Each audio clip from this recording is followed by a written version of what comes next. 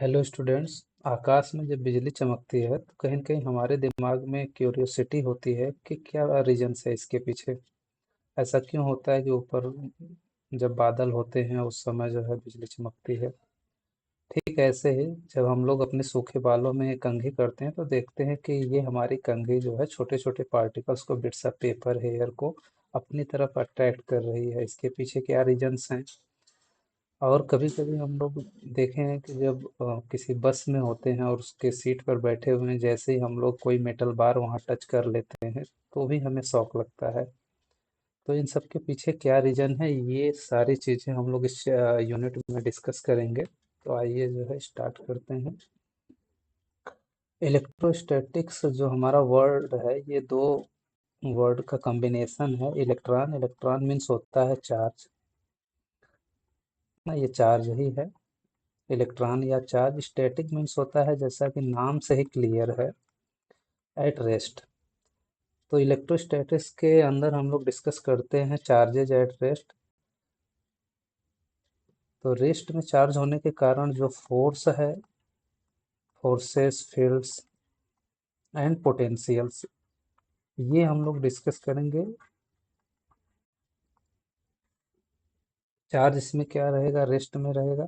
इसके कुछ एप्लीकेशंस हैं, वो जान लेते हैं। दो तीन जो फेमस इसके एप्लीकेशंस है, जैसे सीआरटी, कैथोड रे ट्यूब में इसका यूज किया जाता है। तो क्या होता है कैथोड रे ट्यूब, ये यूज होता है टीवी और राडार को बनाने में। ठीक है।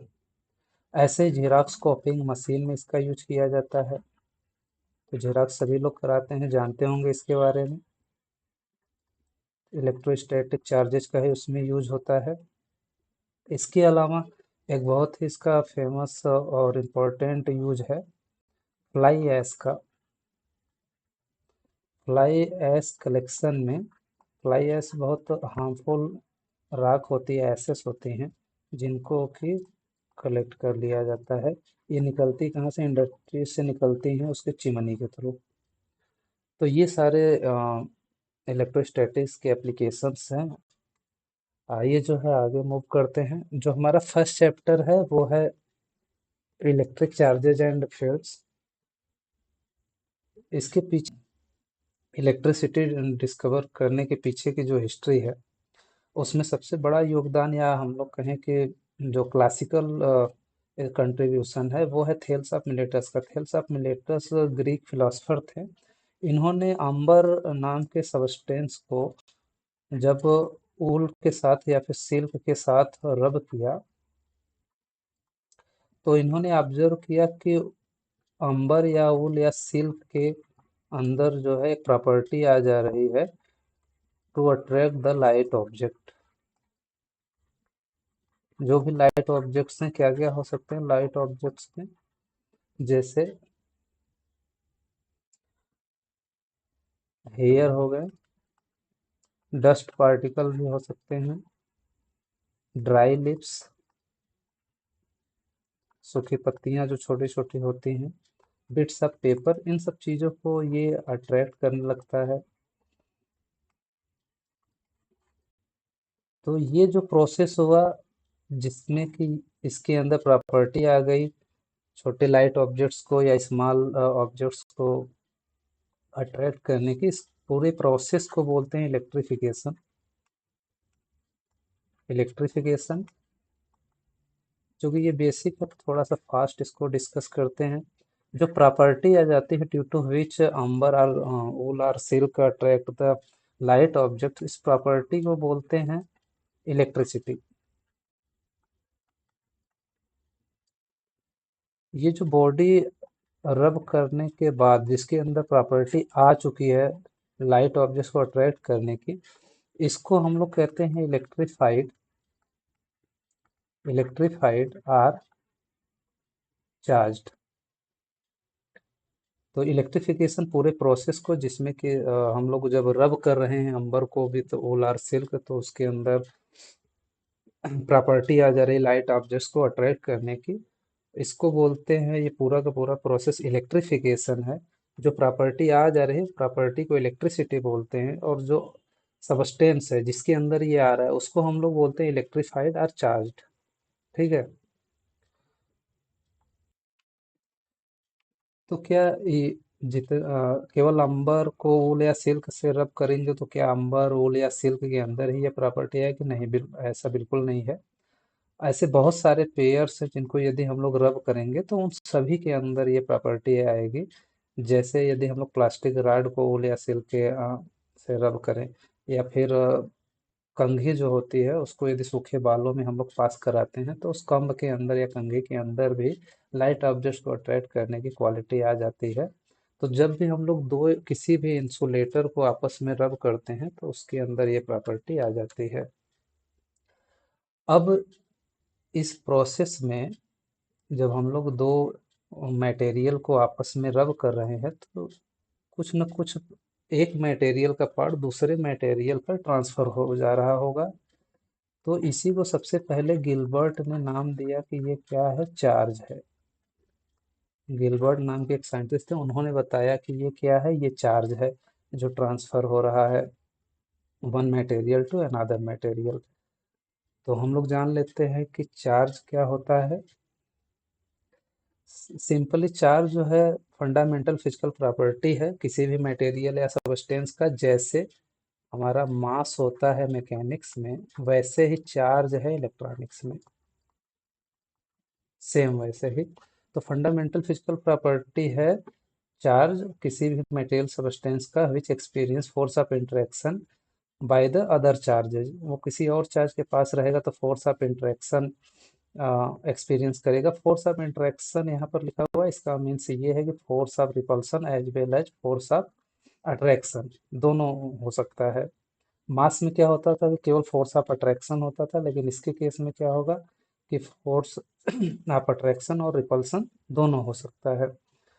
और इसको चार्ज को यदि हम लोग किसी इलेक्ट्रोमैग्नेटिक फील्ड में भी रख दें तो भी ये एक फोर्स ऑफ इंटरेक्शन एक्सपीरियंस करेगा। तो ये चार्ज जो है किसी भी मटेरियल का सब्सटेंस का एक फंडामेंटल फिजिकल प्रॉपर्टी है। इसके अलावा चार्ज को हम लोग जो है डेराइव फिजिकल क्वांटिटी के सेंस में भी डिफाइन कर सकते हैं। जैसे हम लोग पहले पिछले अपने क्लास में या पहले से ही पढ़ते आए, आई इक्वल टू होता है Q upon T, rate of flow of charge is known as current. ये पहले से पढ़ते आए हैं, तो यहाँ से Q इक्वल टू हो जाएगा आई टी। तो if I equal to 1 ampere and T equal to 1 second, then we can define Q equal to 1 coulomb. तो ये जो हमारे चार्ज होते हैं उसको Q से डिनोट करते हैं, यूनिट कूलम होता है। कूलम एक साइंटिस्ट थे, उन्हीं को ऑनर करने के लिए नाम रखा गया है। और कूलम को कैपिटल C से डिनोट करते हैं। तो if 1 ampere of current is flowing through a conductor in 1 second, then amount of charge will be 1 coulomb. इस ऐसे हम लोग सिंपली डिफाइन कर सकते हैं। नहीं समझ में आएगा वीडियो को रिवाइंड करके फिर सुन लीजिएगा। आइए देखते हैं बेंजामिन फ्रैंकलिन का ऑब्जर्वेशन, जिसके कारण कि उन्होंने बताया कि चार्जेस जो है दो टाइप्स के होते हैं, पॉजिटिव और नेगेटिव। नाम के साथ, इससे पहले डूफे ने बताया था कि चार्ज टू टाइप्स के होते हैं, लेकिन उन्होंने पॉजिटिव और नेगेटिव नाम नहीं दिया था। नाम देने का काम बेंजामिन फ्रैंकलिन ने किया। तो जो उन्होंने ऑब्जर्वेशन किया उसमें दो ग्लास रॉड उन्होंने लिया और दोनों को सिल्क क्लॉथ से क्या किया? रब किया। रब करने के बाद ये दोनों जो ग्लास रॉड है ये इलेक्ट्रिफाइड हो गए या चार्ज्ड हो गए। तो दोनों को सेम प्रोसेस से चार्ज करने के बाद एक को उन्होंने सिल्क थ्रेड से फ्रीली हैंग कर दिया और दूसरे ग्लास रॉड को उसके पास ले गए। तो उन्होंने ऑब्जर्व किया कि ये क्या हो जा रहा है? अवे जा रहा है, मतलब क्या हो रहा है? यहाँ पर रिपल्सन हो रहा है। यदि सेम प्रोसेस से एक ही मटेरियल या सबस्टेंस को हम लोग इलेक्ट्रीफाई कर रहे हैं या चार्ज कर रहे हैं तो वो दोनों एक दूसरे को क्या कर रहे हैं? रिपेल कर रहे हैं। तो हो सकता है कि ग्लास रॉड में ही ऐसा होता हो। तो इसके लिए उन्होंने क्या किया कि एक प्लास्टिक रॉड दो लिया और दोनों को सेम प्रोसेस से फिर सिल्क क्लॉथ से ही उन्होंने सेम सिल्क क्लॉथ से ही प्लास्टिक रॉड को भी रब किया, मीन्स इलेक्ट्रीफाई किया। एक प्लास्टिक रॉड को हैंग कर दिया और दूसरे को प्लास्टिक रॉड को फिर उसके पास लगाए, इस केस में फिर रिपल्सन हुआ। तो इससे ये कंक्लूजन ड्रा हुआ कि यदि हम लोग एक ही टाइप के मटेरियल को एक ही तरह से चार्ज करें या इलेक्ट्रीफाई करें तो वो दोनों एक दूसरे को क्या करेंगे, रिपेल करेंगे। इसका मतलब है कि एक ही तरीके के सबस्टेंस का उनके ऊपर ट्रांसफर हुआ तो सेम सेम टाइप के जो सबस्ट हम लोग बोलते थे ना कि कुछ पार्ट या कुछ मटेरियल ट्रांसफर हुआ है उसे क्या कहेंगे, तो वो चार्ज था। तो इसका मतलब ये हुआ कि सेम वाले केस में सेम यदि है चार्ज तो वो क्या कर रहे हैं, एक दूसरे को रिपेल कर रहे हैं। ठीक। अब जो है ये दो सबस्टेंस है, नंबर वन पर ये है ग्लास रॉड, टू पर है प्लास्टिक रॉड। अब उन्होंने क्या किया कि ग्लास रॉड को हैंग करके प्लास्टिक रॉड को उसके पास ले गए। तो अब देख रहे हैं कि ये क्या हो रहा है, उसकी तरफ ही बेंड हो जा रहा है, उसकी तरफ मूव कर रहा है। इसका मतलब ये हुआ कि यहाँ पर क्या हो रहा है, अट्रैक्शन हो रहा है। तो इससे क्या कंक्लूजन ड्रा हुआ, इससे कंक्लूजन ड्रा हुआ कि डिफरेंट या अनलाइक यदि चार्जेज हैं, डिफरेंट या अनलाइक चार्जेज हैं तो वो क्या करेंगे, अट्रैक्ट करेंगे। तो यही सेम, अब कौन सा मटेरियल जो है पॉजिटिव चार्ज होगा, यहाँ पे जैसे देख सकते हैं कि हमने सिल्क क्लॉथ से ग्लास रॉड को रब किया हुआ है। तो उस कंडीशन में ग्लास रॉड हमारा जो है वो पॉजिटिव चार्ज हो रहा है, लेकिन सिल्क क्लॉथ से यदि हम लोग प्लास्टिक रॉड को रब कर रहे हैं तो वो निगेटिव चार्ज हो रहा है। तो कौन सा मटेरियल पॉजिटिव चार्ज होगा, कौन सा मटेरियल नेगेटिव चार्ज होगा। तो अब बारी है ये जानने की कि कौन से मटेरियल या सब्सटेंस को हम किस मटेरियल के साथ रब करेंगे तो कौन सा मटेरियल पॉजिटिव चार्ज हो जाएगा और कौन सा निगेटिव चार्ज हो जाएगा। सपोज यदि दो मटेरियल हमारे पास हैं तो उन दोनों में से कौन सा पॉजिटिव चार्ज होगा और कौन सा नेगेटिव चार्ज होगा, ये हम लोग जानेंगे ट्राइबोइलेक्ट्रिक सीरीज की हेल्प से। सपोज एक एग्जांपल ले लेते हैं यहाँ पे ग्लास का। अब ग्लास को हम लोग वूल के साथ रब कर दिए तो यहाँ पे एरो बना हुआ है, ये पॉजिटिव के लिए है। ऊपर के डायरेक्शन में जितने भी सबस्टेंस है यदि उसको नीचे वाले से रब करें, उसके नीचे वाले से, तो ऊपर वाला पॉजिटिव चार्ज हो जाएगा और नीचे वाला क्या हो जाएगा, निगेटिव चार्ज हो जाएगा। ठीक है, तो जैसे जैसे नीचे जाएंगे ऊपर वाले सबस्टेंस या मटेरियल से नीचे वाले को रब करेंगे तो नीचे वाला निगेटिव, ऊपर वाला पॉजिटिव। बस ये सिंपल सा ट्रिक है। जैसे अब यदि हम लोग माइका ले लें और माइका को सिल्क के साथ क्या करें, रब कर दें तो ये निगेटिव हो जाएगा और ये क्या हो जाएगा, पॉजिटिव। तो ग्लास को किए हैं वूल के साथ और माइका को किए हैं सिल्क के साथ। कॉटन जो है न्यूट्रल है। ठीक है, अब एक और एग्जाम्पल ले लेते हैं फर का। तो फर को यदि हम लोग वुड के साथ रब करें तो ये क्या हो जाएगा, ये निगेटिव हो जाएगा, ये हो जाएगा पॉजिटिव। ऐसे ही कई एग्जाम्पल लेकर के हम समझ सकते हैं कौन सा पॉजिटिव चार्ज होगा और कौन सा नेगेटिव चार्ज होगा। इसमें ऐसा कुछ है नहीं, एक सीरीज इसकी ये भी है, इसका भी स्क्रीनशॉट आप लोग ले सकते हैं। ये पूरा का पूरा ट्राइबोइलेक्ट्रिक सीरीज है। ठीक है, अब आगे चलते हैं। तो बेंजामिन फ्रैंकलिन के ऑब्जर्वेशन से हम लोग समझ चुके थे कि जो चार्जेज होते हैं वो कितने टाइप्स के होते हैं, टू टाइप्स के, पॉजिटिव चार्जेज और नेगेटिव चार्जेज। तो अब मॉडर्न थियरी आ चुकी है एटम्स की। जो भी सबस्टेंस होते हैं एटम से मिल करके बने होते हैं। तो मॉडर्न थियरी आ चुकी है तो हम लोगों को पता है कि जो भी एटम्स हैं, एटम के अंदर क्या होता है, न्यूक्लियाई होता है। न्यूक्लियाई में प्रोटॉन और न्यूट्रॉन रहते हैं और जो इलेक्ट्रॉन है वो आउटर सेल में क्या करते हैं, रिवॉल्व करते हैं। ठीक है, ये हमको पता है। तो हमारा जो पॉजिटिव चार्ज होगा वो प्रोटॉन होता है, जो निगेटिव चार्ज होता है वो क्या होता है, इलेक्ट्रॉन होता है। ये हम लोग जानते हैं। तो टू टाइप्स के चार्जेस होते हैं, पॉजिटिव और निगेटिव। ये बेंजामिन फ्रैंकलिन ने बताया था। डूफे नाम के एक साइंटिस्ट थे, तो उन्होंने ये नहीं बताया, उन्होंने केवल ये कहा था कि चार्ज जो है टू टाइप्स के होते हैं, लेकिन नाम नहीं बताए थे कि पॉजिटिव और निगेटिव होते हैं। नाम बताए थे बेंजामिन फ्रैंकलिन ने नाम बताया था। ठीक। तो जो एक फंडामेंटल चार्ज होता है इलेक्ट्रॉन पर, वो होता है -1.6 × 10⁻⁻⁹ कूलम का। तो सेम इसी के इक्वल और अपोजिट अमाउंट में वो प्रोटॉन पर भी चार्ज होता है। जैसे चार्ज ऑन प्रोटॉन जो हो जाएगा वो होगा 1.6 × 10⁻⁻⁹ कूलम। ठीक। तो जब सेम चार्जेज होते हैं, जैसे ये प्रोटॉन प्रोटॉन है, प्रोटॉन प्रोटॉन है, तो ये एक दूसरे को क्या करेंगे, रिपेल करेंगे। ऐसे ये इलेक्ट्रॉन इलेक्ट्रॉन है। हमारे सोसाइटी में भी देखें हम तो जो है जो गर्ल्स चाइल्ड होती हैं वो ज़्यादा अट्रैक्ट किधर होती हैं, फादर की तरफ। फादर उनको ज़्यादा मानते हैं और बॉयज जो है उनकी वकालत करती हैं मम्मी। तो ये भी जो है अनलाइक चार्जेज, या हम लोग कह लें कि डिफरेंट काइंड के चार्जेज एक दूसरे की तरफ क्या होते हैं, अट्रैक्ट होते हैं। जैसे यहाँ पर है ये प्रोटॉन है और ये हमने इंडिकेट किया है इलेक्ट्रॉन को, तो यहाँ पे क्या होगा, फोर्स ऑफ अट्रैक्शन। तो एक जो कंक्लूजन निकल करके आएगा कि लाइक चार्जेस क्या करते हैं, लाइक में होगा रिपल्सन और अनलाइक में होगा अट्रैक्शन। न्यूट्रॉन पर चार्ज क्या होगा, ये न्यूट्रल होता है, इस पर चार्ज जीरो होगा। चार्ज ऑन न्यूट्रॉन जो होता है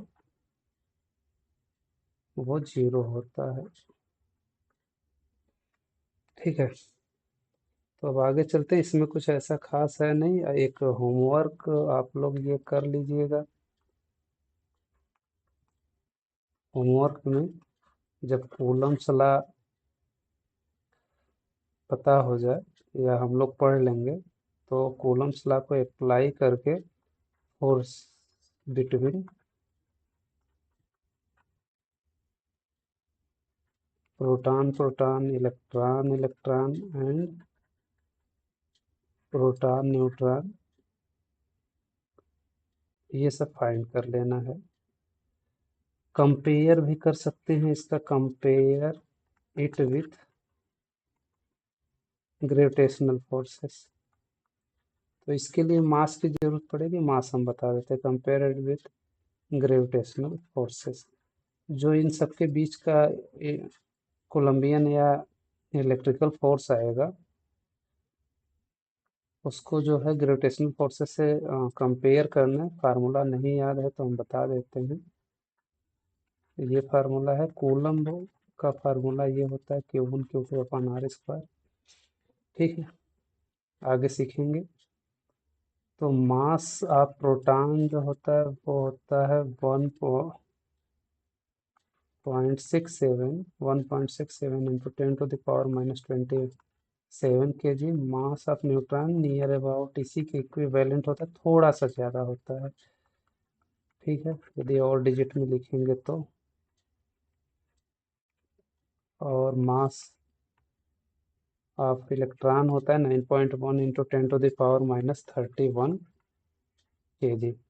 तो यहाँ से हम लोग देख सकते हैं कि 10,000 गुना ज़्यादा ये इसका ज़्यादा मास होता है, मास ऑफ प्रोटॉन का इलेक्ट्रॉन के कंपैरिजन में।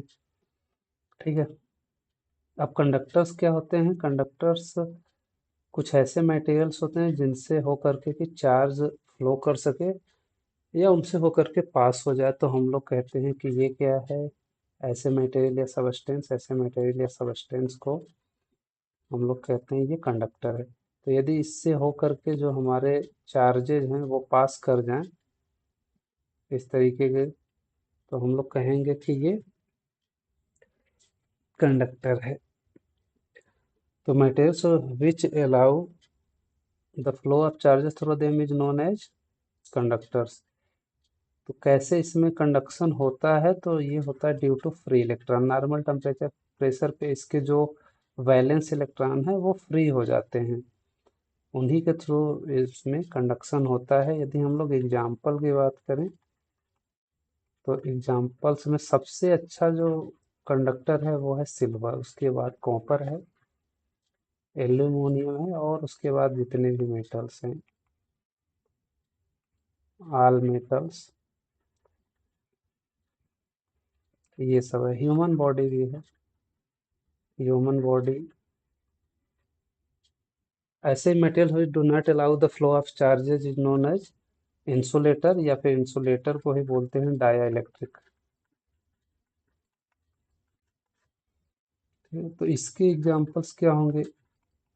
अब इसमें यदि हम लोग इलेक्ट्रिकल इफेक्ट देखेंगे, यदि शो होगा या फिर ट्रांसफर होगा, इलेक्ट्रिक इफेक्ट ट्रांसमिट होगा तो ड्यू टू फ्री इलेक्ट्रॉन होगा।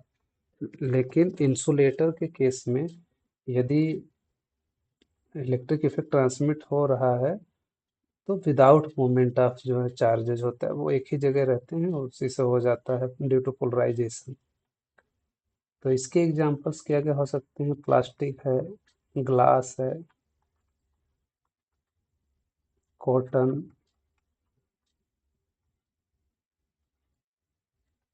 कमेंट में आप लोग बताइएगा वाटर क्या है, H2O क्या है, कंडक्टर है या इंसुलेटर है। ठीक है, अब आगे चलते हैं। चार्जिंग बाय फ्रिक्शन हम लोग इससे पहले डिस्कस कर चुके हैं, अब हम लोग डिस्कस करते हैं charging by induction. Suppose there is a glass rod and this is charge by friction. अब इसको हम लोग फ्रिक्शन से चार्ज कर लिए हैं, और ये कोई स्फेरिकल कंडक्टर है, इसको इंसुलेटिंग, ये जो स्टैंड है ये इंसुलेटर है, इस पे जो है ऐसे होल्ड कर दिए हम। जैसे इसको इसके पास लेकर के जाते हैं तो ये तो इलेक्ट्रिकली न्यूट्रल रहेगा, पूरा का पूरा स्फेरिकल कंडक्टर ये न्यूट्रल है। अब क्या होगा कि जैसे इसके पास लेकर के जाएंगे तो इसके जो इलेक्ट्रॉन्स हैं इस डायरेक्शन में क्या होंगे, अट्रैक्ट हो जाएंगे, क्योंकि हम लोग जानते हैं अपोजिट चार्जेज एक दूसरे को या फिर डिफरेंट या अनलाइक चार्जेज एक दूसरे को अट्रैक्ट करते हैं। और पॉजिटिव चार्ज क्या होगा, इस वाले फेस पर आ जाएंगे। ठीक है, अब यदि इसको हम लोग इस वाले जो इसका ये फेस है अपोजिट साइड का, यदि इसको हम लोग ग्राउंड कर दें तो केवल नेगेटिव चार्ज इस पे बचेगा।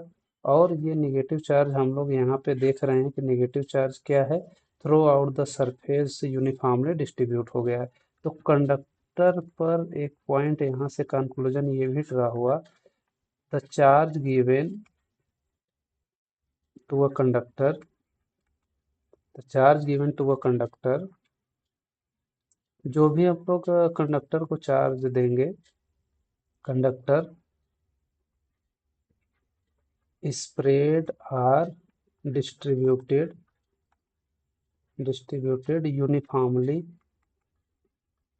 यूनिफॉर्मली डिस्ट्रीब्यूट हो जाएगा over the entire surface of conductor. ठीक है, अच्छा इसी का उल्टा इंसुलेटर के केस में क्या हो जाता है, वो फिक्स रहता है, जहां पर देंगे वही पड़ा रहेगा। इंसुलेटर के केस में क्या होगा, fix at the same point where charge is, जहां रहेगा वही रहेगा।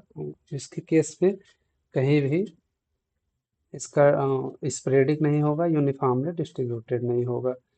ठीक है, तो ये केस था चार्जिंग बाय इंडक्शन का। इसमें जो है थर्ड वाले केस में हम लोग देख सकते हैं कि जैसे ही इन दोनों स्फेरिकल कंडक्टर को अलग करेंगे, अलग करने के बाद इस पूरे ए वाले पर जो है नेगेटिव चार्ज आ जाएगा और बी वाले स्फेरिकल कंडक्टर पे पॉजिटिव चार्ज आ जाएगा। और हम लोग पहले से ही जानते हैं कि जो भी गिवन चार्ज होगा, गिवन चार्ज होगा किसी भी कंडक्टर को, वो क्या हो जाता है, यूनिफॉर्मली डिस्ट्रीब्यूट हो जाता है ओवर द सरफेस। यूनिफॉर्मली क्या हो जाता है, डिस्ट्रीब्यूट हो जाता है ओवर द एंटायर सरफेस। ये हम लोग जानते हैं। इंसुलेटर के केस में क्या होता है, इंसुलेटर के केस में केवल एक ही प्लेस पर इंसुलेटर के केस में जो भी हमारा चार्ज होगा वो फिक्स रहेगा एट द प्लेस, जहाँ पे रब किया जाएगा वहीं पर फिक्स रहेगा। तो charging by friction, charging by induction और चार्जिंग बाय कंडक्शन, ये इतने हैं चार्जेज के बारे में। ये सारी चीजें हम लोग जान चुके हैं। अब जो है बेसिक प्रॉपर्टी ऑफ चार्जेज, ये हम लोग डिस्कस करते हैं। तो इसमें पहला है क्वांटाइजेशन ऑफ चार्ज। क्वांटाइजेशन का मीन्स होता है कि एक फिक्स यूनिट में, एक जो है कोई भी मिनिमम बेसिक यूनिट में कोई भी चीज है तो उसको हम लोग कहते हैं कि ये क्या है, उसका एक क्वांटम है। तो ऐसे क्वांटाइजेशन ऑफ चार्ज को यदि हम लोग कहें तो charge on A system, charge on A system is an integral multiple of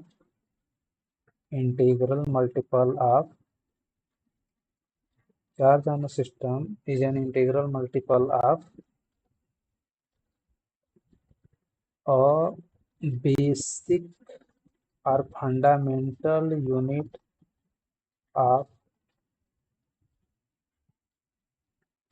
charge, that is charge on electron। तो जब भी ट्रांसफर होता है चार्ज का तो उसमें ट्रांसफर केवल और केवल जो है इलेक्ट्रॉन का होता है। तो जितना भी कोई भी सपोज कि ये बॉडी है तो इसमें जितना भी इलेक्ट्रॉन होगा वो पूरा का पूरा इलेक्ट्रॉन जो है इंटीग्रल मल्टीपल होगा एक इसी जो चार्ज ऑन इलेक्ट्रॉन है, मतलब कितने का, 1.6 इंटू 10⁻⁻19 कूलम का, इसी का जो है इंटीग्रल मल्टीपल होगा। तो इसको यदि हम लोग मैथमेटिकल फॉर्म में लिखें तो Q इक्वल टू क्या हो जाएगा, N into E, where N क्या है, +-1 +-2, क्योंकि एन क्या है, एन जो है इंटीजर है, एज एन इंटीजर। कोई भी यदि बॉडी है तो इसमें जितना भी चार्ज होगा, तो सपोज कि यदि इसमें 6 जो है इलेक्ट्रॉन है तो उस पे जो चार्ज होगा वो हो जाएगा -9.6 इंटू 10⁻⁻19 कूलम, इस तरीके से। ठीक है, एक क्वेश्चन इस पर देख लेते हैं। ये क्वेश्चन है, how many electrons in 1 coulomb of charge. तो क्वांटाइजेशन ऑफ चार्ज अभी जस्ट हम लोग देखें, बहुत बेसिक चीज़ है तो इसको बहुत ज़्यादा एडवांस में डिस्कस करने की ज़रूरत नहीं है।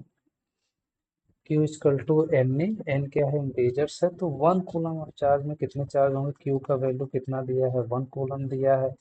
एन का वैल्यू पूछ रहा है, नहीं पता है। ई का वैल्यू हमें पहले से ही पता है, ये तो हम लोग जानते हैं। ठीक है, तो इसको कैसे सॉल्व करेंगे, बहुत सिंपल है, इतना तो सबको पता होगा। एन इक्वल टू हो जाएगा Q/E, 1/1.6 into 10⁻⁻19 coulomb is equal to, ये सॉल्व करने के बाद हमें जो मिलेगा वो मिलेगा 6.25 इंटू 10⁻18। इतने जो है इलेक्ट्रॉन्स 1 कूलम ऑफ चार्ज में होंगे। इसका मतलब जो 1 कूलम ऑफ चार्ज है वो बहुत हैवी चार्ज है, इसीलिए जो 1 कूलम ऑफ चार्ज है उसके और भी जो है छोटे डिनोमिनेशंस हैं। 1 कूलम में 1000 मिली कूलम होता है, 10⁻6 माइक्रो कूलम होता है, 10⁻⁻9 नैनो कूलम होता है। इस तरीके के इसके और स्मॉल यूनिट्स हम लोगों के पास हैं, क्योंकि 1 कूलम ऑफ चार्ज काफ़ी ह्यूज अमाउंट ऑफ चार्ज है। एक ये क्वेश्चन है, ये भी हम लोग सॉल्व कर लेते हैं, सॉल्यूशन इसका देख लेते हैं। अब इसमें क्वेश्चन में दिया हुआ है 10⁻9 electrons move out of a body to another body every second, एक सेकेंड में जो है 10⁹ जो है वो इलेक्ट्रॉन, इतने जो है नंबर ऑफ इलेक्ट्रॉन क्या हो जा रहे हैं, किसी बॉडी से बाहर निकल जा रहे हैं। How much time is required to get a total charge of 1 coulomb on the other body. अब हमको पता है कि नंबर ऑफ इलेक्ट्रॉन्स या फिर चार्ज इन 1 कूलम कितना होता है, 6.25 × 10⁸ इतना होता है। और इतना जो इलेक्ट्रॉन है वो पर सेकेंड जो है क्या हो जा रहा है, मूव कर जा रहा है। ठीक। तो टाइम जो रिक्वायर्ड होगी, यदि हम लोग क्या करें कि जितने हमारे number of time required equal to हो जाएगा जितने नंबर ऑफ इलेक्ट्रॉन्स हैं उससे हम लोग उसको, यदि हम लोग ये जितने नंबर ऑफ इलेक्ट्रॉन पर सेकेंड बाहर हो रहे हैं इससे डिवाइड कर दें तो ये जो हमारा आएगा टाइम सेकेंड में आ जाएगा। तो हम लोग सॉल्व कर लेंगे। 6.25 × 10⁸ ये प्लस में है, ऊपर जाएगा तो माइनस हो जाएगा। Okay.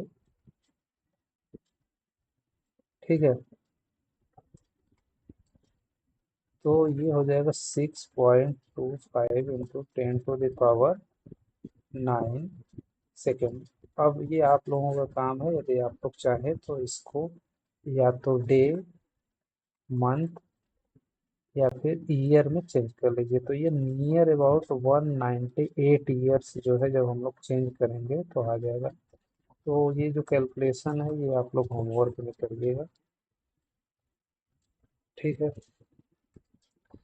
Let us move on another properties, basic properties of charges हम लोग डिस्कस कर रहे हैं, जिसमें क्वांटाइजेशन ऑफ चार्ज अभी अभी डिस्कस किया। तो क्वांटाइजेशन ऑफ चार्ज में ये होता है कि जो एकदम मिनिमम पॉसिबल चार्ज होगा वही ट्रांसफर होगा। और जैसे मान लीजिए हम लोग किसी दुकान पर जाते हैं तो हम लोग कहेंगे कि हमें 1 2 3 ऐसे करके बोलें कि हमें इतनी पेन दे दो, ये नहीं कहेंगे थोड़ा सा पेन दे दो। थोड़ा सा पेन क्या होता है, तो यदि हमें पेन ही बाई करना है तो 1 पेन 2 पेन 3 पेन 4 पेन ऐसे बोलेंगे कि जब भी देगा वो तो ऐसे इंटीजर के यूनिट में ही देगा। अब ऐसा हम लोग नहीं कहेंगे थोड़ा सा पेन दे दो, तो ऐसे कुछ नहीं होता है। फ्रैक्शन में कभी नहीं देगा। हम ये नहीं कर सकते हमें 1.5 पेन दे दो, 2.5 दे दो, 2.75 पेन दे दो, तो ये पॉसिबल नहीं है। तो वो क्वांटाइजेशन ऑफ चार्ज है। ठीक। अब हम लोग जो दूसरी प्रॉपर्टी है डिटेक्टिव ऑफ चार्जेज में आते हैं। तो बहुत ही सिंपल है। जो नेट चार्ज होता है, टोटल चार्ज जो होता है, total charge in a body, किसी भी बॉडी में है, is equal to the algebraic sum of individual individual charges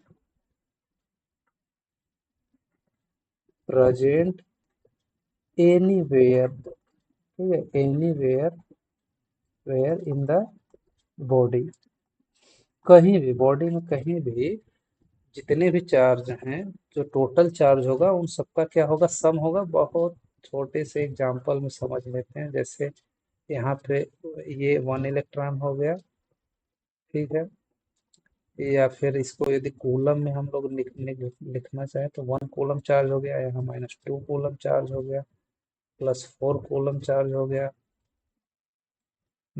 यहाँ पर -1 कूलम चार्ज हो गया। इन सबको यदि हम लोग ऐड कर दें तो जो हमारा टोटल चार्ज होगा, टोटल चार्ज, और हम लोगों को साइन का भी यहाँ पे क्या करना है, वो ध्यान रखना है। जैसे 1 कूलम चार्ज है तो पॉजिटिव साइन के साथ है, पॉजिटिव साइन। 4 कूलम चार्ज है, पॉजिटिव साइन के साथ है, ये 4 कूलम चार्ज है। ठीक है। उसके बाद माइनस में है, -2 कूलम चार्ज, -1 कूलम चार्ज। तो ये 4 1 5 हो गया और ये 2 1 3, तो 5 - 3, 5 कूलम -3 कूलम इक्वल टू कितना आ जाएगा, 2 कूलम। तो अब ये जो इस पे नेट चार्ज होगा या टोटल चार्ज होगा वो कितना होगा, 2 कूलम होगा। बस ये इसका मतलब है, एकदम सिंपल सा है।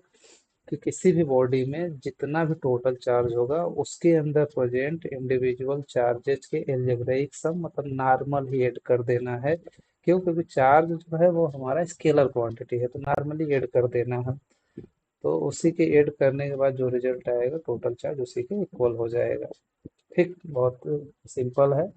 Additivity of charge, quantisation of charge, इन सबका जो है आने वाले कुछ न्यूमेरिकल्स में कहीं पे कॉन्सेप्ट में इन सबका हम लोग यूज करेंगे, इसीलिए इसको जान रहे हैं। कंजर्वेशन ऑफ चार्ज, ये भी बहुत इंपॉर्टेंट है। चार कंजर्वेशन के नियम होते हैं, यदि आप लोग नहीं जानते हैं तो सुन लीजिए, पूरा यहाँ लिखने के लिए तो टाइम नहीं है। पहला होता है law of conservation of energy, पहले से जानते होंगे। Law of conservation of momentum, ये भी जानते होंगे। Law of conservation of angular momentum, ये भी जानते होंगे। तो ये तीनों मोमेंटम हमारे मैकेनिक्स में हम लोग पढ़ चुके हैं। यहाँ पर एक जो ये लास्ट बचा है law of conservation of charge. ठीक है, तो यदि सिंपल, बिल्कुल ही सिंपल कहें तो इसको हम लोग ऐसे भी बोल सकते हैं, charge can neither be created not destroyed. Charge को न तो बनाया जा सकता है, न ही किया गया। Charge can neither be created not destroyed, it can only be transfer from one body to another.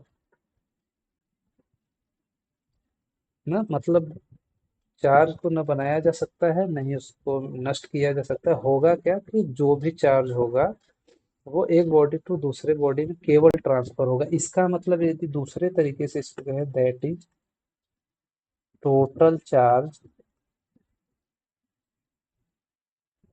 Total charge of an isolated system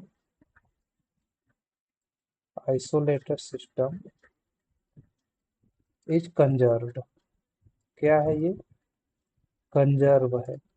मतलब यदि हम लोग ये भी कहें कि यूनिवर्स का जितना भी चार्ज है वो कंजर्व, वो फिक्स है, वो नहीं बदलेगा, उसका अमाउंट फिक्स है। बस होगा क्या कि one body to another body उसका क्या होता रहेगा, ट्रांसफर होता रहेगा, मूवमेंट होता रहेगा। बाकी उस जो वो जो चार्ज है पूरा का पूरा यूनिवर्स का या किसी आइसोलेटेड सिस्टम का, वो कभी कम या ज्यादा नहीं होगा, फिक्स रहेगा। आइसोलेटेड सिस्टम का क्या मतलब होता है? आइसोलेटेड सिस्टम का मतलब होता है कि एक ऐसा सिस्टम जो कि एक्सटर्नल किसी भी फोर्स या फील्ड से अफेक्टेड ना हो। ये आप पहले से भी जानते होंगे, नहीं जानते यहाँ जान लीजिए।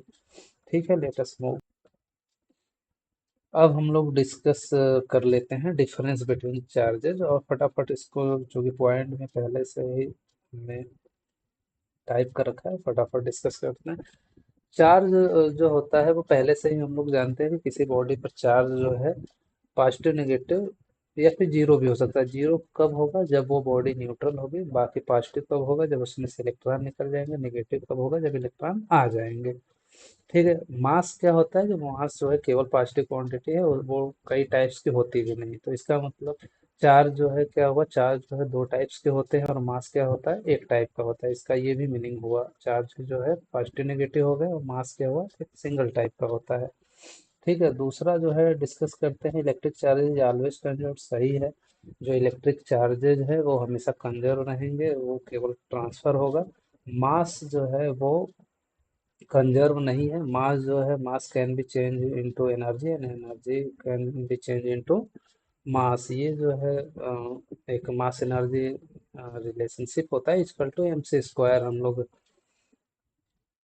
पहले से भी इसको पढ़े हुए हैं, नहीं पढ़े हैं तो यहाँ पे जान जाते हैं इसको। E इक्वल टू होता है M C square, mass energy relationship. Einstein ने इसको बताया था।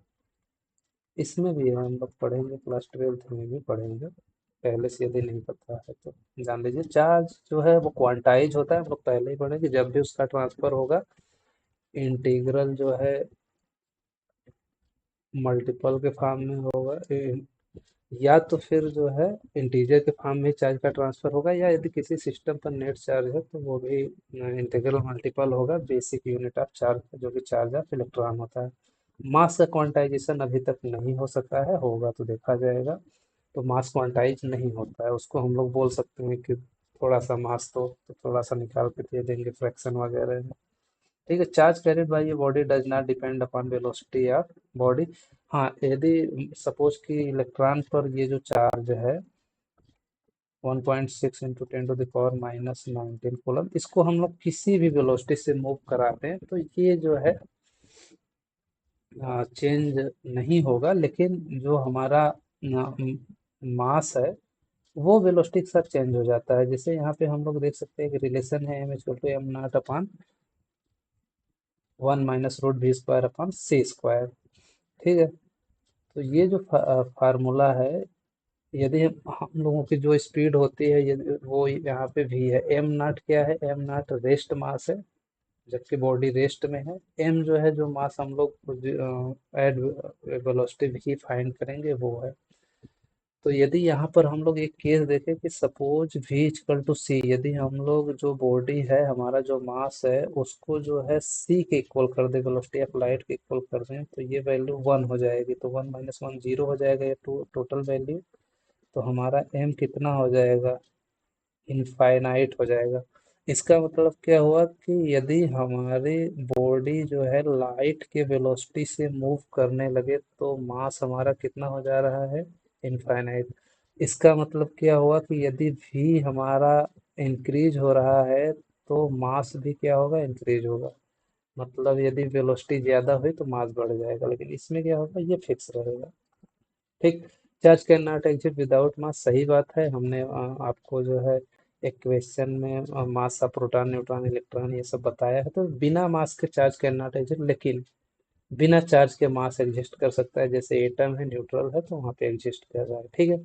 N accelerated charge emits radiation, सही है ये भी, इसको भी हम लोग पढ़ेंगे इलेक्ट्रोमैग्नेटिक वेव में, या double nature of radiation matter में भी। कोई एक्सेलरेटेड चार्ज यदि है तो वो रेडिएशन को एमिट करता है, लेकिन एक्सेलरेटेड मास है तो वो रेडिएशन को एमिट नहीं करेगा। ये इसकी एक खास प्रॉपर्टी है। ठीक।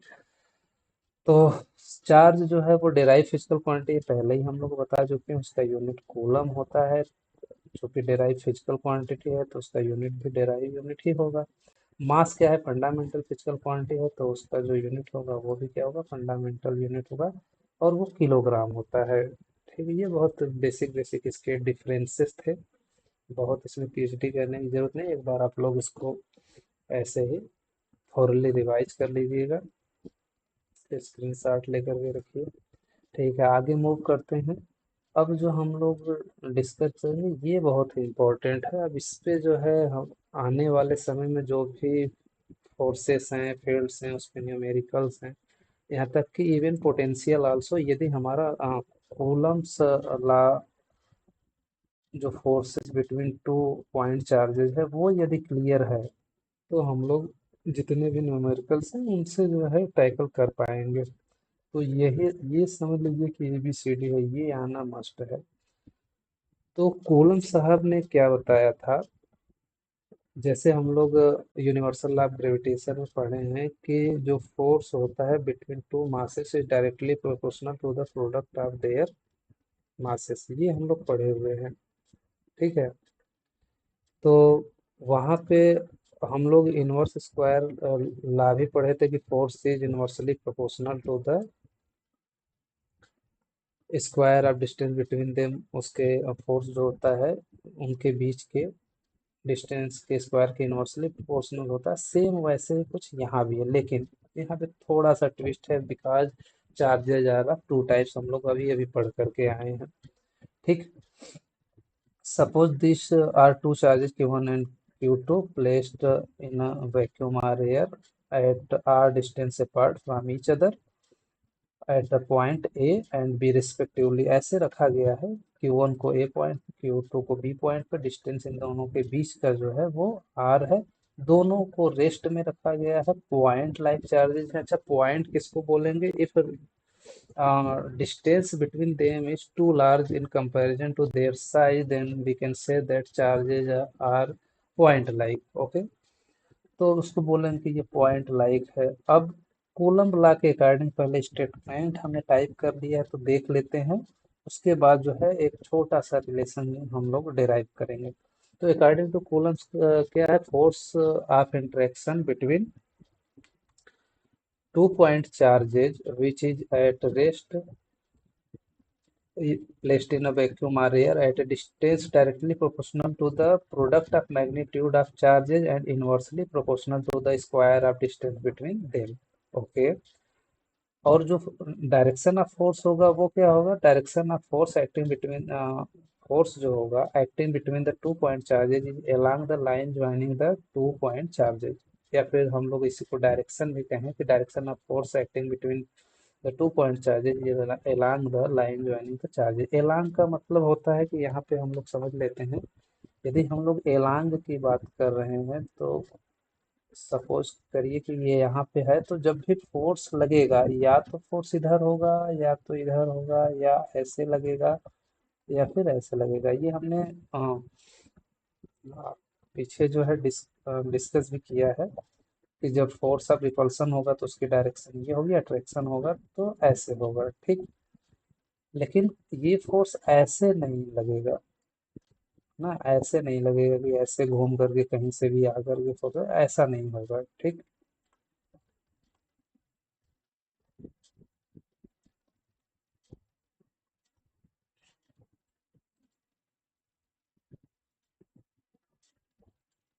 ठीक है,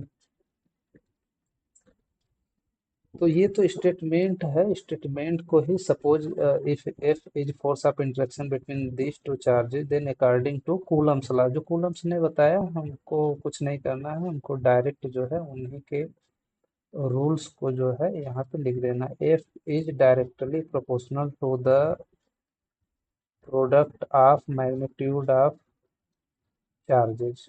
ओके, तो ये product of magnitude of charges है, इसको हम लोग कर लेते हैं वन। इसका क्या मतलब, इसका मतलब ये है कि if we increase the magnitude of charges then force of interaction will also be increase.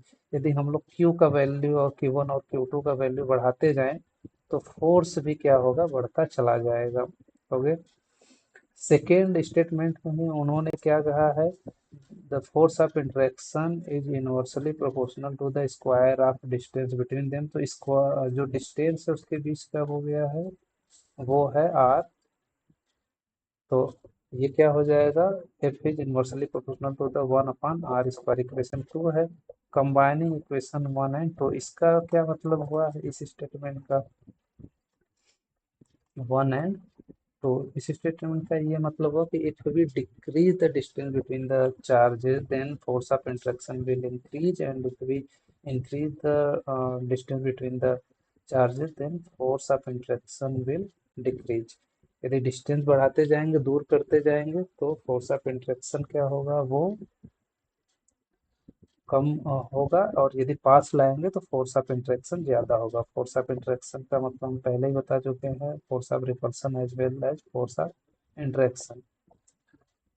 तो इसको यदि हम लोग कंबाइन कर दें तो हमें कुछ इस तरीके का ये एक रिलेशन मिल जाएगा। ये हो गया। तो इस to remove the sign of proportionality we introduce a constant small K. अब इसको सिंपल ही लिख लेते हैं, हर जगह मोड लगाने की जरूरत नहीं है ना। अब यहाँ पर के क्या है जो हम के इंट्रोड्यूस कर दिए हैं, तो के है electrostatic force constant, electrostatic force constant. और के का वैल्यू क्या होता है, के का वैल्यू होता है 9 × 10⁻⁹ 9 newton metre square per coulomb square. K का एक और वैल्यू होता है K equal to 1/4 pi epsilon nought, इसका भी वैल्यू होता है 9 × 10⁻⁹ 9 newton metre square per coulomb square. यहाँ पे जो एप्सिलॉन नॉट है, here epsilon nought is electrical permittivity, इसको इस एब्सोल्यूट इलेक्ट्रिकल परमिटिविटी बोलते हैं, इलेक्ट्रिकल परमिटिविटी कहाँ का, आप फ्री स्पेस या फिर वैक्यूम। यदि ये विजिबल नहीं होगा तो हम ऊपर लिख देते हैं electrical permittivity of free space. इसका वैल्यू कितना होता है? इसका वैल्यू होता है 8.85 into 10 to the power minus 12 coulomb square per newton metre square. ये भी बहुत इंपॉर्टेंट है। The value of K and epsilon nought must be learn by yourself. ये आपको याद होना चाहिए। तो ये के इलेक्ट्रोस्टैटिक फोर्स कांस्टेंट है।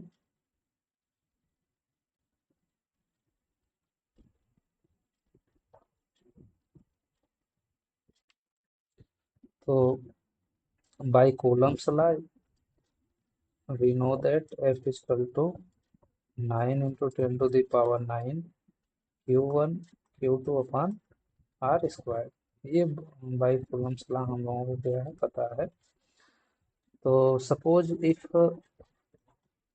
Q1 is equal to Q2 is equal to 1 coulomb and R is equal to 1 meter, then F is equal to 9 into 10 to the power 9 meter. So that means if we put 1 coulomb of charges 1 meter distance apart in air or vacuum, then force of interaction between those two charges will be 9 into 10 to the power 9 Newton. Okay, तो आप लोग इस video को फिर से rewind करके या slow में या जैसे भी फिर से अपना इस स्टेटमेंट को लिख लीजिएगा या फिर सुन लीजिएगा।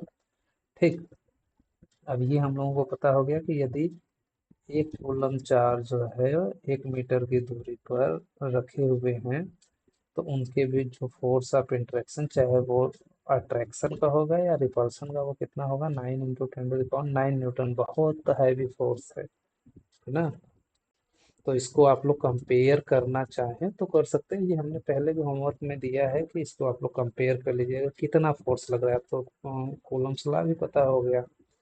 तो वो जो हमने आज की वीडियो में दिया हुआ है होमवर्क, वो सॉल्व करना और इजी रहेगा।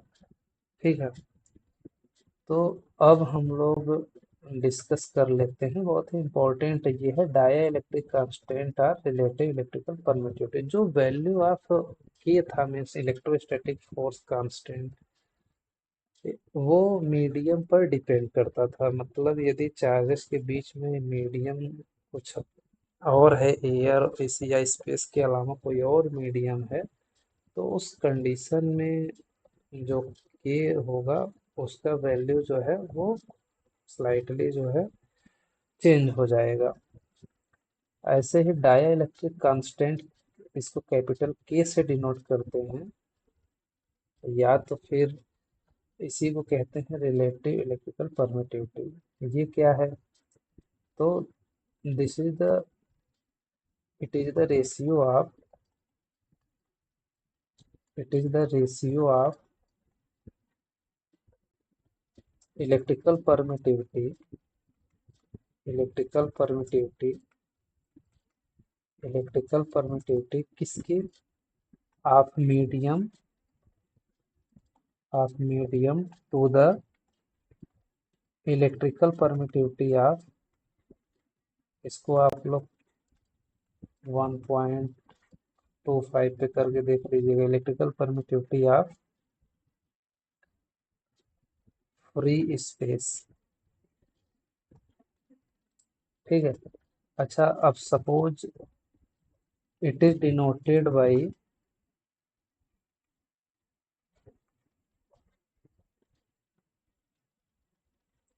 के आर एप्सिलॉन आर। अच्छा, के जो है वो डाइलेक्ट्रिक कांस्टेंट है कैपिटल के, और एप्सिलॉन आर क्या है? रिलेटिव परमिटिविटी है।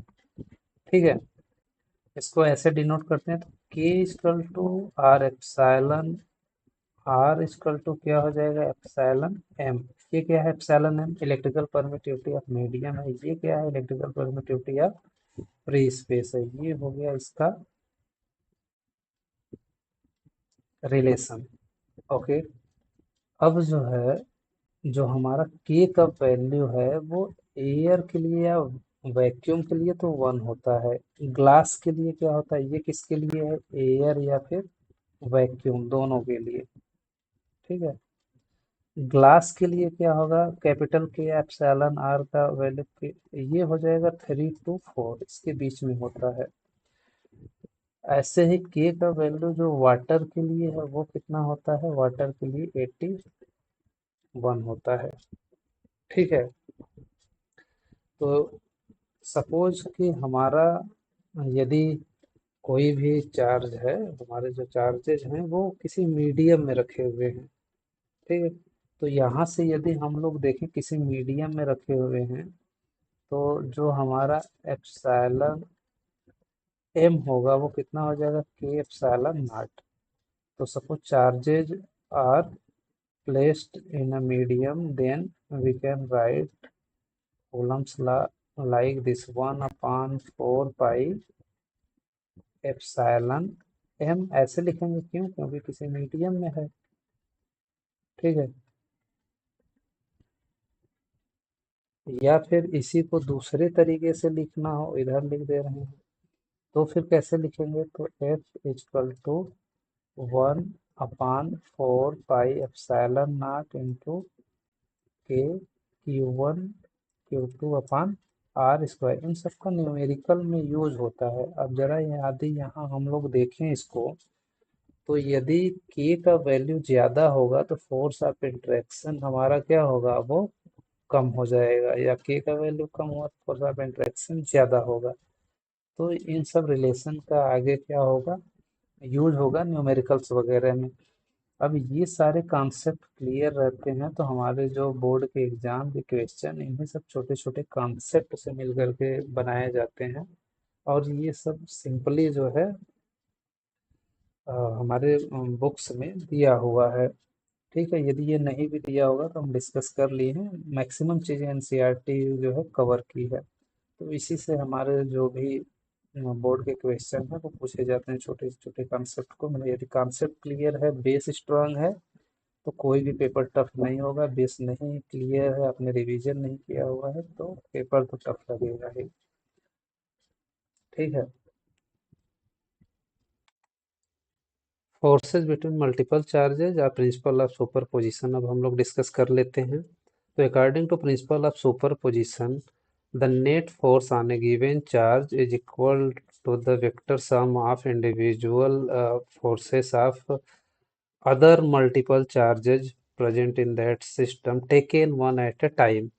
कहने का मतलब ये है कि एक यदि कोई भी चार्ज हम लोग ले रहे हैं जिसपे कि हमको नेट फोर्स फाइंड करना है due to system of multiple charges, जो और कई सारे चार्ज हैं, तो इस पर जो नेट चार्ज होगा वो उन सभी एक एक इंडिविजुअल चार्जेज के बीच जो फोर्स ऑफ इंटरेक्शन होगा उसके वेक्टर सम के इक्वल होगा। ठीक है।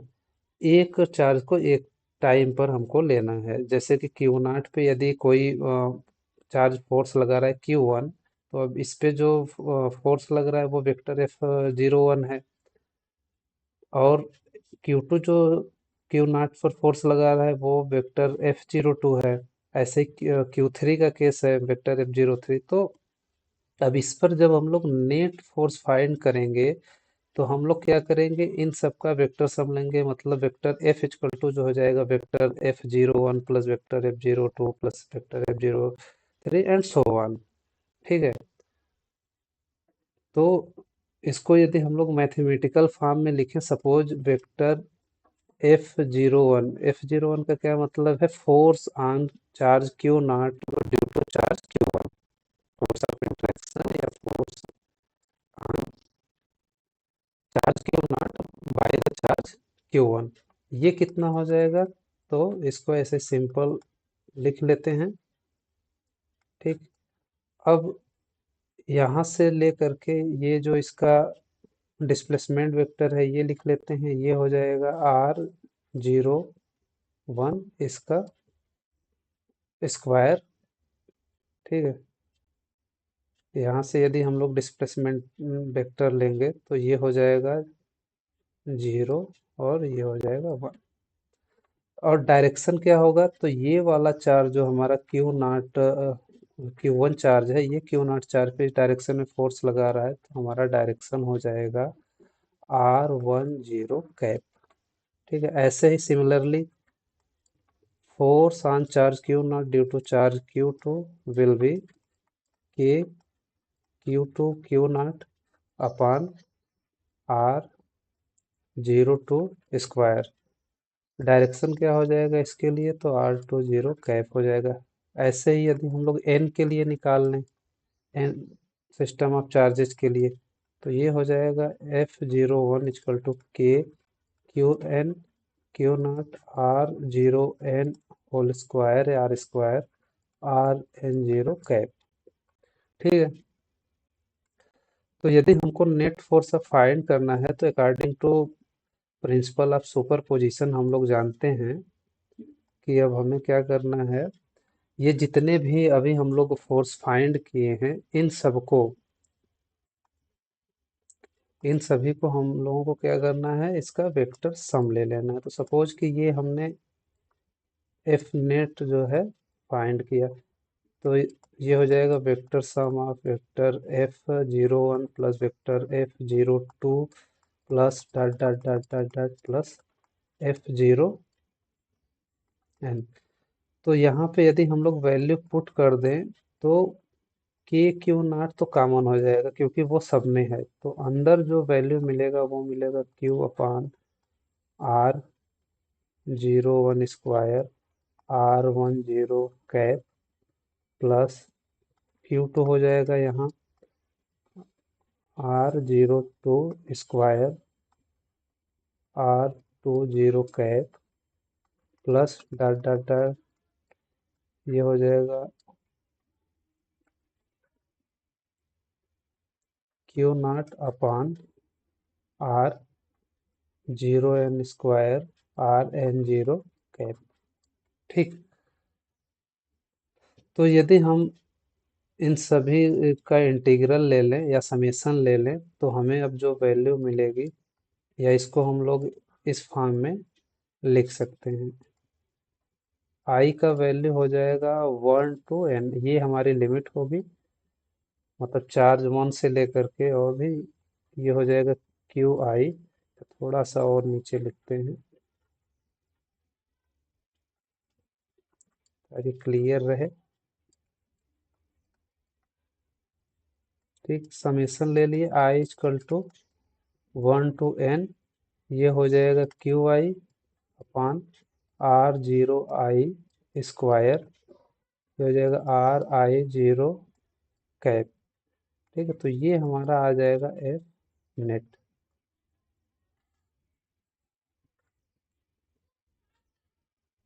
ठीक है, या इसी को यहाँ लिख दे जो हमारा F नेट है, तो वो फार्मूला जो हो जाएगा, ये हो जाएगा वेक्टर F टोटल या F net equal to K Q0, summation पर लिमिट होगा I equal to n Q I R0I square RI0 cap. ठीक है, तो ये हमारा प्रिंसिपल ऑफ सुपरपोजिशन है। अब इसके बाद एक सिंपल सा टॉपिक बचा है, कंटिन्यूअस चार्ज डिस्ट्रीब्यूशन। इसके 3 सेगमेंट हैं इस चैप्टर में, जिसमें कि पहले सेगमेंट में चार्ज के फोर्स के बारे में पढ़ना है, चार्ज और फोर्स, उसके बाद फील्ड्स है, फिर गॉस थ्योरम है। बस यही इसके 3 सेगमेंट है, तो हम लोग इसमें ही देख लेते हैं कंटिन्यूअस चार्ज डिस्ट्रीब्यूशन क्या होता है। चार्ज डिस्ट्रीब्यूशन, तो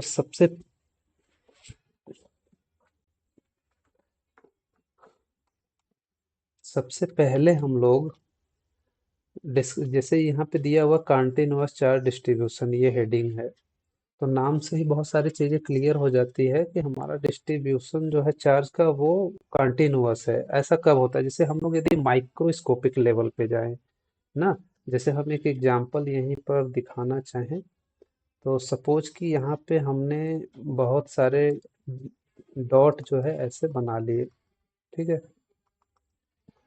ऐसे काफी डॉट बना लिए। ये सभी डॉट है। ठीक। तो यदि अब हम लोग इसको जूम करके देखें, जो हमने डॉट बनाया ऐसे दूर से देख रहे हैं तो वो लग रहा है पूरा का पूरा कंटिन्यूअस है ना, और दूर जाएंगे तो पूरा का पूरा लगेगा एक ही पॉइंट है, कंटिन्यूअस है। लेकिन यदि हम लोग जूम करके देखेंगे माइक्रोस्कोपिक लेवल पे तो एक एक डॉट जो है हमको अलग अलग दिखाई देगा। डिस्क्रीट जो है डॉट्स दिखाई देंगे। तो suppose these dots represent the charges. ये जितने भी डॉट्स हैं ये किसको रिप्रेजेंट कर रहे हैं? आपके स्क्रीन पे अब दिख रहा होगा। ये ये जो हमने डॉट बनाए हैं, ये यदि हम लोग बहुत दूर से देखेंगे तो किसकी तरह दिखेगा? एक पूरा का पूरा कंटिन्यूअस दिखेगा। लेकिन जैसे ही माइक्रोस्कोपिक लेवल पर इसको दिखेंगे तो ये पूरे के पूरे डॉट जो हैं वो अलग अलग डिस्क्रीट दिखाई देंगे। तो सपोज यही डॉट जो है वो क्या है? वो चार्ज है। डॉट जो है चार्ज को रिप्रेजेंट कर रहे हैं। तो सपोज यदि किसी भी बॉडी के ऊपर चार्जेज हैं तो हम लोग पहले से ही जानते हैं कि due to quantization of charge, किस बेसिक यूनिट जो होता है चार्ज का वो इलेक्ट्रॉन है। तो उसी के फॉर्म में वो माइक्रोस्कोपिक लेवल पर देखेंगे तो एक एक अलग अलग रहेगा। ठीक। लेकिन क्या होगा जबकि हम लोग उसको माइक्रोस्कोपिक लेवल पर देखें, जैसे कि हम कोई भी चार्ज किसी मेटल सरफेस पे देते हैं तो वो यूनिफॉर्मली डिस्ट्रीब्यूट हो जाता है। अब यदि हम लोग माइक्रोस्कोपिक लेवल पर देखें तो वो क्या होगा? पूरा का पूरा चार्ज जो है एक जो है कंटिन्यूअस फॉर्म में हमको दिखाई देगा। उसमें मतलब डिस्क्रीट या फिर इंडिविजुअलनेस नहीं रह जाएगा, वो अलग अलग नहीं दिखेगा, एक ही दिखेगा ना। तो ऐसे सिस्टम को हम लोग कैसे स्टडी करेंगे? ये कंटिन्यूअस चार्ज डिस्ट्रीब्यूशन में समझना है। जैसे लाइन का ही एग्जांपल ले लें तो लाइन क्या है? जैसे ये हमने क्या किया कि एक लाइन ड्रा किया, डॉटेड लाइन। ठीक है। अब इसको यदि हम दूर से देखेंगे तो ये पूरा लाइन दिखेगा, लेकिन यदि इसको जूम करके देखेंगे माइक्रोस्कोपिक लेवल पे तो ये डाट एक एक डाट क्लियर नजर आएंगे। तो माइक्रोस्कोपिक लेवल के लिए जब चार्ज डिस्क्रीट है उस टाइम के लिए तो हमने डिस्कस कर लिया है अलग अलग चार्जेस के लिए। क्या होगा जब कंटिन्यूअस चार्ज डिस्ट्रीब्यूशन रहेगा तो कैसे स्टडी करेंगे? तो उसमें पहला हम लोग लीनियर चार्ज डिस्ट्रीब्यूशन पढ़ते हैं, जिसमें कि हमको लीनियर चार्ज डेंसिटी जानना है कि क्या होता है। तो ये सपोज कि एक यहाँ पे हमारे पास ऐसे कोई मेटेलिक वायर है जिसपे कि चार्जेज, ये ऐसे चार्जेज पूरे यूनिफॉर्मली डिस्ट्रीब्यूट हैं। ठीक है। इस पे ऐसे यूनिफॉर्मली तो हम क्या करेंगे कि इसका एक सेगमेंट ले लेंगे बहुत छोटा सा, डेल्टा एल। अब बहुत छोटा सेगमेंट लिए है तो इस पे चार्ज भी डेल्टा क्यू होगा, बहुत छोटा चार्ज होगा, स्मॉल चार्ज होंगे। अब हमको किसी और चार्जेज पर सपोज कि वो क्यू है, उस पे जो है कितना फोर्स लग रहा है वो फाइंड करना है। ठीक है। तो पहले हम लोग जान लेते हैं कि लीनियर चार्ज डेंसिटी क्या होता है। तो लीनियर चार्ज डेंसिटी होता है charge per unit length, per unit length. ये किस पे रहेगा? ऑन ए मेटेलिक वायर, कोई मेटेलिक वायर होगा उसी पे तो रहेगा। On a metallic wire is known as, is known as linear charge density, linear charge density. Charge पर यदि सिंपल, एकदम सिंपल बोले तो क्या है? चार्ज पर यूनिट लेंथ है, केवल इतना याद रखना है। ठीक है। कैसे रिप्रेजेंट करते हैं इसको? It is represented by delta. Delta से इसको रिप्रेजेंट करते हैं। तो डेल्टा इसका तो क्या होगा? जो बहुत स्मॉल सेगमेंट के लिए ले लें तो delta q upon delta L. यही तो हम लोग अपने डेफिनेशन में लिखे हैं। क्या लिखे हैं? Charge per unit length. ठीक है। तो यहाँ से यदि हम लोग डेल्टा क्यू का वैल्यू जो है फाइंड कर लें तो क्या मिलेगा? लेमडा इंटू डेल्टा एल मिल जाएगा। ठीक। यदि ये इनफाइनाइट सिमली स्मॉल हो तो कैसे लिख सकते हैं? D q equal to delta d l ऐसे लिख सकते हैं। ठीक है। यूनिट क्या होता है लीनियर चार्ज डेंसिटी का? यूनिट तो चार्ज का होता है कूलम, और क्योंकि ये लेंथ है तो कूलम पर मीटर हो जाएगा। यदि अब हम लोग इसको फोर्स के टर्म्स में लिखें तो क्या हो जाएगा? हम लोगों को ये जो हमारा चार्ज है इसको बाहर कर लेते हैं के क्यू, फिर इसको पूरा इंटीग्रेट कर लेंगे। यदि पूरे वायर के लिए, हमको मेटेलिक वायर के लिए फाइंड करना हो तो इसको कर लेंगे इंटीग्रेट। चाहे तो लेमडा को बाहर भी रख सकते हैं या अंदर रखे, कोई दिक्कत नहीं है। इसको फिर लिख लेते हैं, जो आर डिस्टेंस है आर स्क्वायर। यदि डायरेक्शन बताना है तो आर कैप लगा देंगे। ये हमारा हो जाएगा फोर्स। ठीक है। अब सेकेंड देख लेते हैं, सरफेस चार्ज डेंसिटी। ये भी बहुत इजी है। जैसे हम लोग लीनियर चार्ज डेंसिटी को डिफाइन किया, ऐसे ही सरफेस चार्ज डेंसिटी को डिफाइन करेंगे।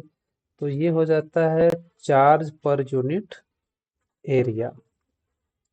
Charge per unit area. अब इससे ज़्यादा नहीं लिखते हैं, बहुत शार्ट में, क्योंकि एक हम लोग डिफाइन कर चुके हैं। चार्ज पर यूनिट एरिया, तो सपोज कि ऐसे कोई हम लोग सिस्टम ले लिए और इसमें ये ले लिए हम लोग चार्ज का ऐसे डिस्ट्रीब्यूशन है। ठीक है, इसमें एक स्मॉल एरिया का एलिमेंट ले लिए, तो चार्ज भी जो होगा वो डेल्टा क्यू होगा। इसको हम लोग सिग्मा से रिप्रेजेंट करते हैं। तो it is represented by sigma. Okay. Now sigma equal to क्या हो जाएगा? Delta q upon delta A. किसी किसी बुक में डेल्टा एस दिया होगा, तो उससे कंफ्यूज होने की जरूरत नहीं है। इनफाइनाइट सिमली स्मॉल लिखना चाहेंगे इसके टर्म्स में, तो ये क्या हो जाएगा? D Q upon D A हो जाएगा। ठीक है। इसका यूनिट क्या होगा? इसका यूनिट हो जाएगा कूलम पर मीटर स्क्वायर। ठीक। फोर्स यदि हम लोग फाइंड करना चाहें तो फोर्स हो जाएगा, जितने भी कांस्टेंट हैं सब बाहर ले लेंगे। यहाँ से डी क्यू का वैल्यू यदि हम लोग फाइंड कर लें तो हमको जो मिलेगा सिग्मा डी ए मिलेगा। ठीक। तो के क्यू अपान आर स्क्वायर, और सिग्मा भी चाहे तो हम लोग बाहर ले लें, तो हमको जो वैल्यू मिलेगा वो मिलेगा डी ए। क्यू को रिप्लेस कर दे रहे हैं तो ये हमको जो मिलेगा वो मिलेगा डी ए। पूरे के पूरे यदि इस सिस्टम के लिए हम लोग इसको इंटीग्रेट कर दें तो ये हो जाएगा डी ए। यदि डायरेक्शन बताना है तो आर कैप लगा देंगे। ठीक है। या इसको ऐसे भी लिख सकते हैं, sigma d A upon r square r cap. और यहाँ भी एक दिखा देंगे कि आर डिस्टेंस पे कोई चार्ज है जिसपे किसको फोर्स लगाना है। लास्ट वन हम लोग अब कर लेते हैं वॉल्यूम चार्ज डेंसिटी।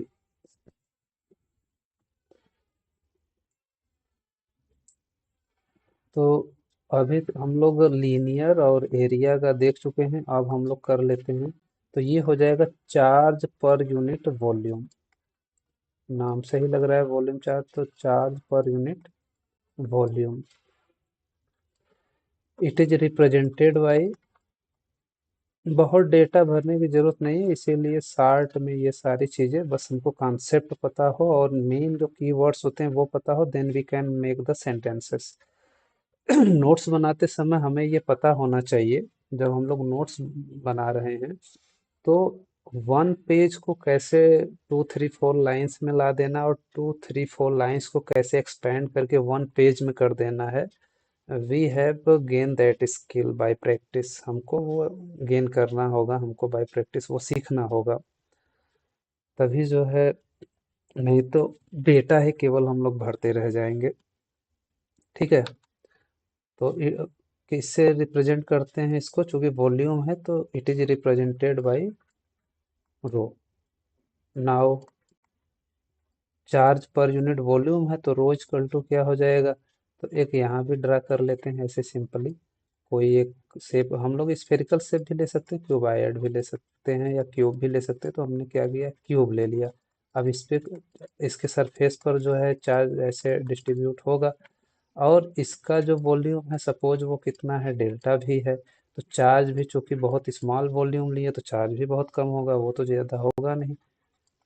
ठीक, तो ये हो जाएगा delta we. Infinite simply small के लिए लिखना चाहेंगे इस तरीके के कैलकुलस के टर्म्स में, तो हम लोग इसको ऐसे लिख सकते हैं। डी क्यू का वैल्यू फाइंड करेंगे तो ये हमको मिल जाएगा रो डी वी। फोर्स, इसका यूनिट क्या होगा, यूनिट लिख लेते हैं, फिर फोर्स फाइंड कर लेंगे। तो यूनिट इसका हो जाएगा कूलम पर मीटर क्यूब। ये बहुत इजी है, एक दो बार अपना रिवाइंड करके वीडियो देख लीजिएगा, क्लियर हो जाएगा।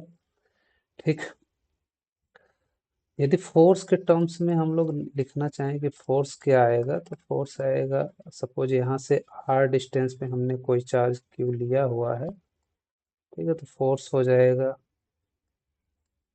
Rho into d V upon r square, r cap ले लेंगे जो उसका डायरेक्शन बताएगा। ठीक, तो ये सिंपली ऐसे फील्ड के लिए भी हम लोग लिखेंगे, तो अभी फील्ड डिस्कस नहीं किए हैं।